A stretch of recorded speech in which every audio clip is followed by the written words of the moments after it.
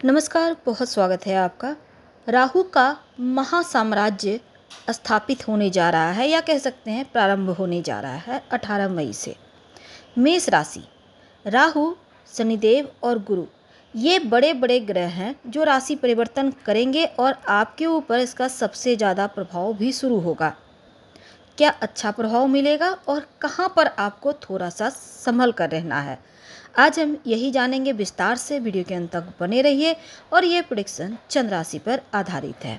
राहु कलयुग के राजा हैं और बहुत कुछ दे सकते हैं, देते भी हैं, छप्पड़ फाड़ सफलता। अब मेष राशि वालों, राहु जो है ना, राजा से रंक भी बनाते हैं और रंक से राजा भी बनाते हैं। राहु व्यक्ति को चतुराई देते हैं, चालाकी देते हैं, इच्छा पूर्ति करवाते हैं और इच्छा पूर्ति के लिए आपको सही रास्ते भी दिखलाते हैं। राहु बहुत कुछ देता है, लेकिन एक और तरीका है कि राहु आ रहे हैं 18 मई को, तो इसका आपके ऊपर क्या असर होगा, कितना धन आएगा और कितना खर्च होगा। राहु व्यक्ति के भविष्य को भी बदल सकते हैं, लेकिन कैसे? वैसे तो आपके ऊपर शनिदेव की 7.5 शुरू हो चुकी है, पर डरिए मत।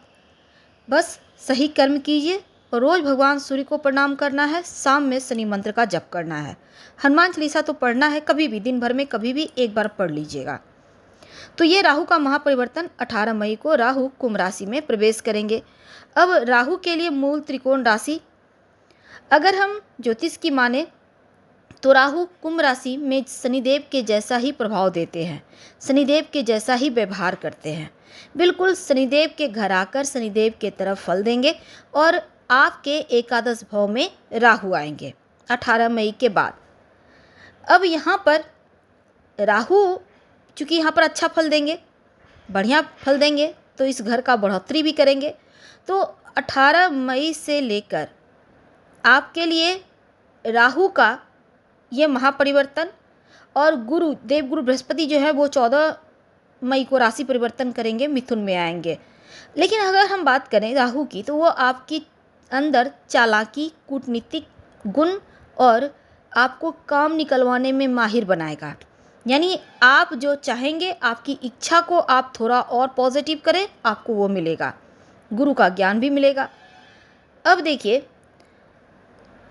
चूँकि ये गोचर पर आधारित हम आपको गणना बता रहे हैं, तो 70% आपसे मैच जरूर करेगा। बाकी आपकी कुंडली में क्या है ये तो हमें नहीं पता, लेकिन 70% तक आपसे मैच करेगा। अब वर्तमान में 18 मई तक राहु और शनिदेव दोनों ही आपके 12वें घर में है, शापित दोष बना हुआ है, थोड़ा सावधान रहना है, क्योंकि 12वां घर जो होता है यहाँ पर बंधन योग बना हुआ है। समाज में कहीं बदनामी ना हो, संभल के रहिएगा।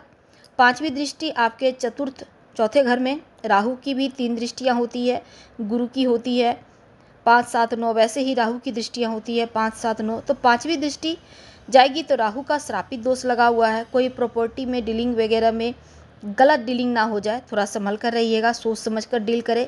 माँ के साथ तालमेल बनाकर चले, माँ को कष्ट हो सकता है। और यहाँ पर 6ठे घर में भी दृष्टि है, तो शत्रु का घर है। तो ऐसे लोग जो आपके साथ काम करते हैं, आपके साथ रहते हैं, आपके जान पहचान वाले हैं, कहीं वो आपको गलत रास्ते ना दिखा दें या बेवजह शत्रुता ना करें, ध्यान रखिएगा, राजनीति से बचिएगा। 9वीं दृष्टि आपके 8वें घर पर। अब यहाँ पर देखिए, आपका मन भटक न जाए, इसका भी ध्यान रखना होगा।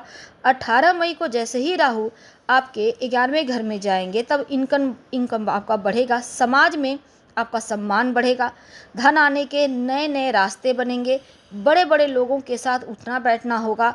जो अभी तक आप नहीं प्राप्त कर पा रहे थे, अब राहु वो दिलवाएंगे। आपके अंदर चतुराई, चालाकी भरेंगे, झूठ भी बुलवाएंगे, लेकिन थोड़ा कंट्रोल कीजिएगा, क्योंकि शनिदेव की 7.5 शुरू हो गई है। तो ज़्यादा झूठ बोलिएगा तो शनिदेव का दंड भी मिलेगा। लेकिन राहु यहाँ पर आपको छल कपट देंगे। देखिए, राहु अब यहाँ पर ऑनलाइन काम करते हैं, तो राहु बहुत कुछ आपको देकर जाएगा। खासकर जो लोग आईटी सेक्टर से जुड़े हैं, रिसर्च के क्षेत्र से जुड़े हैं, साइंटिस्ट हैं, उनके लिए बढ़िया वक्त है। बहुत कुछ आपको इन 1.5 साल में प्राप्त होगा। चूँकि मूल त्रिकोण राशि में बैठे हैं, राहु का साम्राज्य यहाँ से स्थापित होगा और 7वीं दृष्टि आपके यहाँ पर 5वें घर पर। तो जो विद्यार्थियों के लिए पढ़ाई का है, शिक्षा का है, प्रेम का है, तो जो लोग रिसर्च के क्षेत्र से जुड़े हैं, बढ़िया है, अपना बेस्ट दें, ध्यान दें।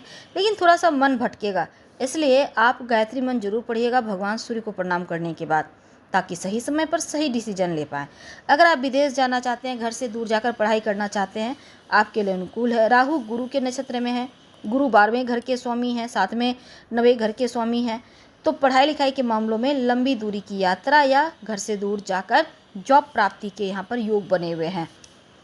अगर हम जैसे कि आप किसी से प्रेम करते हैं तो आप लोगों के बीच मिसअंडरस्टैंडिंग न पैदा हो, इसका ख्याल रखिएगा। अब राहु हमेशा उल्टे चलते हैं, केतु भी उल्टा चलते हैं, केतु भी यहाँ आएंगे, तो थोड़ा सा रिश्तों में दूरियां पैदा कर सकते हैं, संभल के रहें। अगर सच्चा प्रेम है तो एक दूसरे से बात करते रहिए। और हो सकता है कि केतु यहाँ पर मन की संतुष्टि आपको ना दिलवाए, इसलिए शक भ्रम का यहाँ पर स्थिति बन सकता है। तो छोटी छोटी बातों को इग्नोर कीजिए, अपना बेस्ट देने का प्रयास करें। 7वें घर पति पत्नी का जो घर है, वैवाहिक जीवन की बात करें, अगर आपका शादी नहीं हो रहा तो आपका विवाह होगा। अब यहाँ पर केतु जो हैं वो दूरियां पैदा करने वाले ग्रह हैं, राहु संबंध बनाने वाले हैं। तो यहाँ पर रिश्तों को संभालिए, क्योंकि राहु बढ़िया फल देगा तो चीज़ें संभल जाएगी। लेकिन आपको रिश्तों को संभाल कर, रिश्तों में प्रेम डालकर चलना होगा। अगर पार्टनरशिप में कोई काम करते हैं तो 23 नवंबर तक अच्छा है। गुरु के नक्षत्र में रहेंगे तो भाग्य के स्वामी हैं, ऐसे में आपके लिए बढ़िया रहेगा, भाग्य का साथ मिलेगा। और 12वें घर के स्वामी हैं, विदेशी ज़मीन से कोई काम करते हैं तो आपको विशेष लाभ होगा। विदेश में जाकर आप कोई काम करते हैं या विदेशी ज़मीन से विदेशी वस्तु का, तो आपके लिए बेस्ट है। अगर घर से दूर आप घूमने फिरने जाना चाहते हैं तो भी राहु आपको घुमाएंगे। गुरु के नक्षत्र में आएंगे तो घर का माहौल धार्मिक रहेगा, झुकाव धर्म की तरफ है, तो राहु का साम्राज्य बढ़िया फल देगा। और राहु अगर थोड़ा भी आपको लगे आपकी कुंडली में गड़बड़ है तो आप सफ़ेद चंदन का छोटा सा टुकड़ा ले लें, उस पर ब्लू कलर का धागा लपेट कर अपने पास रखना शुरू कर दें, मुश्किलें कम होंगी। और हनुमान चालीसा का पाठ जरूर कीजिएगा, इससे शनिदेव का भी आशीर्वाद मिलेगा। घर के बड़े बुजुर्गों का आप इज्जत करें, उनका जो आशीर्वाद है वो आपके लिए बहुत कल्याणकारी होगा। और शनिदेव की चूँकि 7:30 शुरू हो गई है, इसलिए डरिए मत, ज़्यादा परेशानी नहीं है। हम आपसे विदा लेंगे। जानकारी अच्छी लगे तो लाइक कर सब्सक्राइब करें, शेयर करें, कमेंट करें। धन्यवाद। हम फिर मिलेंगे किसी नए टॉपिक के साथ।